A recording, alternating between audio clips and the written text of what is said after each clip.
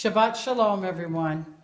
This is, in 2015, the time of the Father's Day observance in America. And there is a scripture in the Brit Hadashah from Ephesians, chapter 4. Be angry and sin not. Don't let the sun go down upon your wrath. Oh, isn't that hard to do? And all over America, people are going to be very sensitive because people are missing their fathers. People are grieving perhaps over their fathers. But I have a Father in heaven also.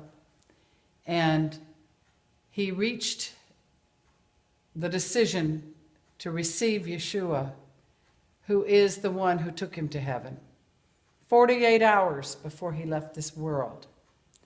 He was a poor boy in the Depression. His father left the family and threw him 50 cents on Christmas Eve and left, abandoned them. And he spent his whole life looking for the father. He served in the Coast Guard in World War II. He went into the Coast Guard basically so he could eat. He was famished. His clothing was patched and ragged. And then he worked very hard and became a railroad engineer. But he had a monkey on his back. He had alcoholism. And unfortunately, he caused his wife and children to suffer.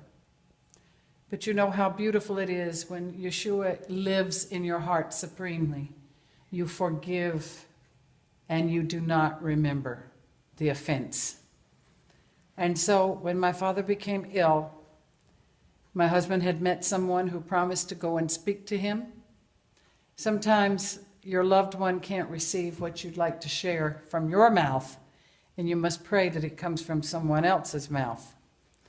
And so 48 hours before he received Yeshua into his life and his heart, and his last words to me were, God bless you.